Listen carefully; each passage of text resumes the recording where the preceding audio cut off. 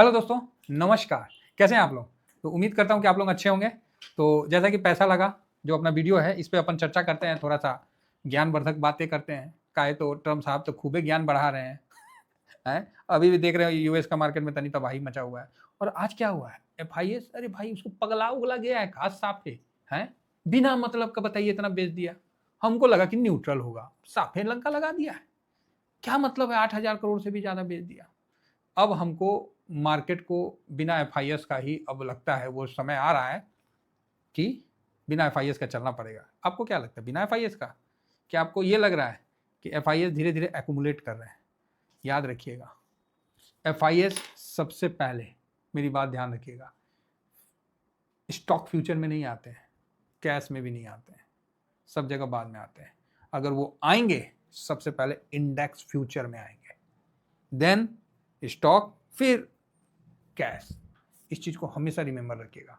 आप ये सोचिएगा कि कैश में डायरेक्ट आ जाए, नहीं, कैश में बेचेंगे, आएंगे कहां? इंडेक्स फ्यूचर में।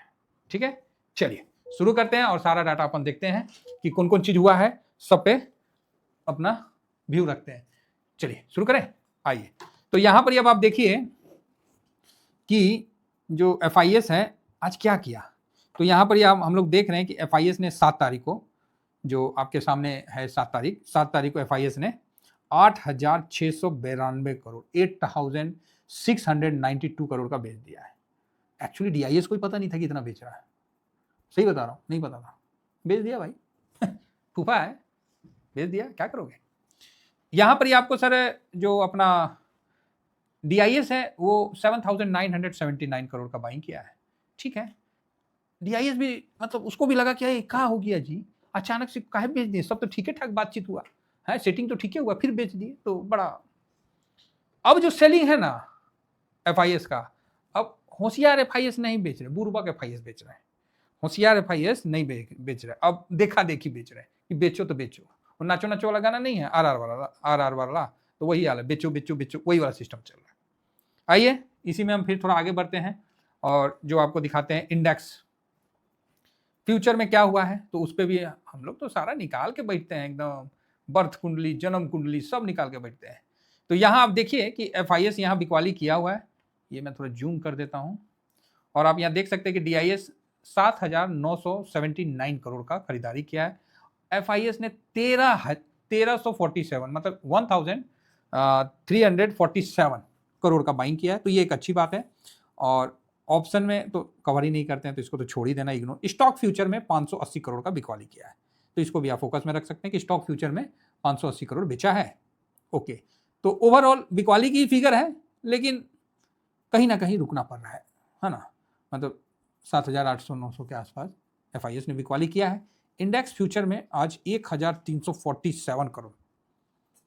अच्छा है, अच्छा है भाई साहब, 4 दिन की तेजी तो बन चुकी है। अब कम से कम एक आध दिन थोड़ा सा तो दबाव होगा ही।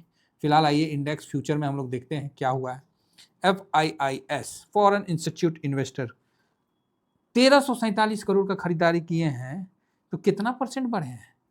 तो 0.89%। तो आज भाई साहब अपना एनएससी का भी डाटा सही है और इसका भी डाटा सही है, तो दोनों डाटा आपको सही दिख रहा है, तो इसका भी आप विशेष ध्यान रखिए। चलिए आगे बढ़ते हैं।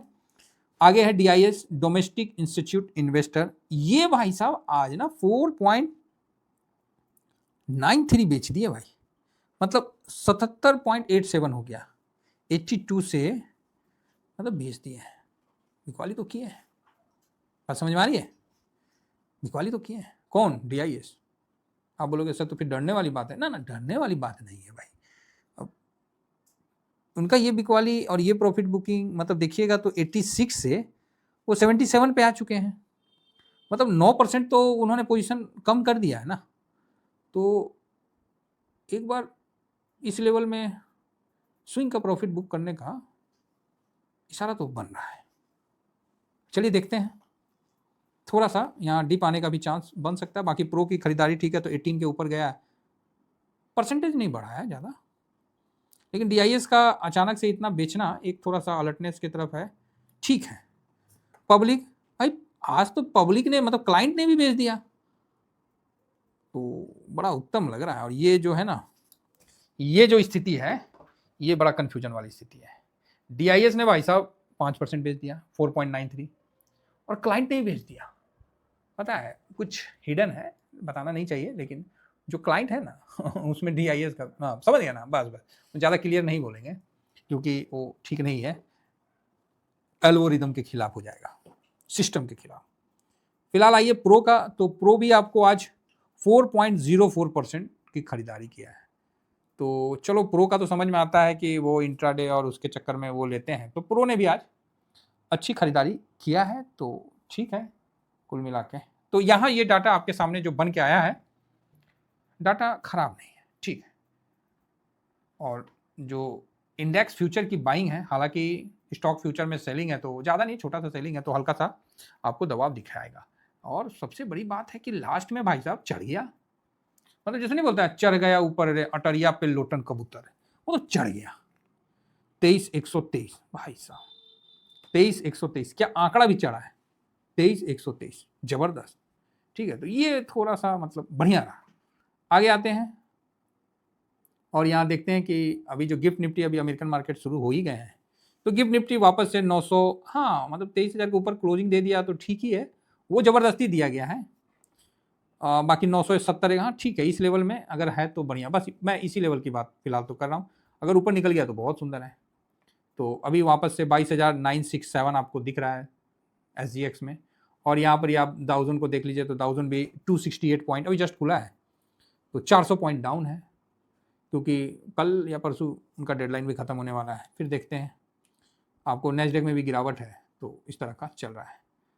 बाकी S&P 500 में भी आपको डाउन दिख रहा है 1.12, रसल 2000 में भी डाउन दिख रहा है 0.44, फैंग इंडेक्स में भी आपको डाउन दिख रहा है 0.3, मतलब सारे एक तरफ से गिरे पड़े हैं।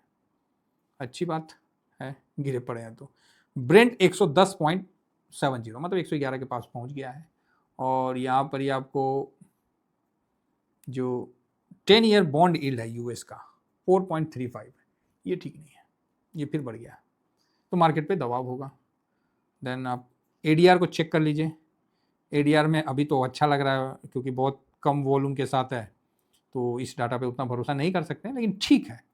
ADR क्या कह रहा है, तो 3.83 मिलियन है, तो ठीक है, अच्छा है। इन्फोसिस, HDFC बैंक में हल्का दबाव है, विप्रो ठीक है, ऐसे अभी ठीक, अभी चल ही रहा है।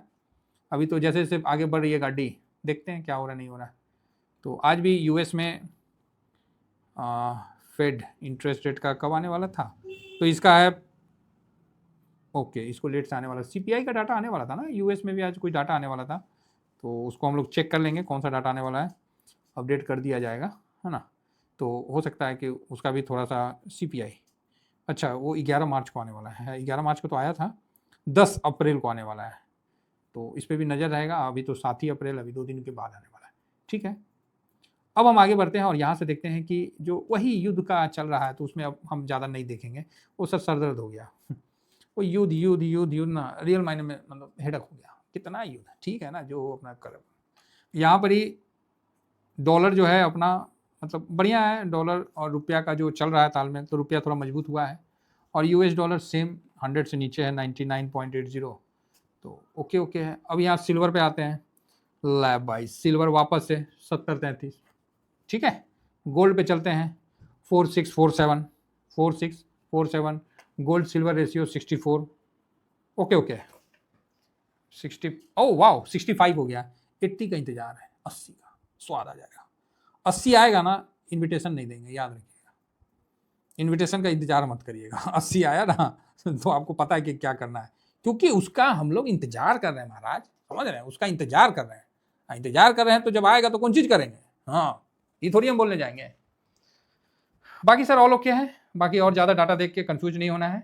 चलिए जो फर्स्ट टाइम विजिट कर रहे हैं सब्सक्राइब वगैरह कर दीजिए, बेल आइकन वगैरह जो है वो सब ठोक ठाक दीजिए, और लाइक और हाइप है उसको भी हाइप, समझ गए और बाकी सर अपना स्विंग है, शॉर्ट स्विंग है, कोई भी पोजीशन तो एगो पर्दा में ना दिया जाता है, एगो मतलब नहीं होता है, पर्दा तो होना ना चाहिए सर, ऐसे तो नहीं कि एगो पर्दा, तो वही पर्दा का नाम है TBSM स्विंग, उसमें हम अपना पोजीशन दिखाते हैं। बाकी तो आपके पास जो है सो है ही, मेरे पास तो जो है सो है ही है, लेकिन वो होता है ना कि भाई आदमी कहाँ इन्वेस्ट कर रहा है। चलिए, थैंक यू वेरी मच, जय हिंद जय भारत।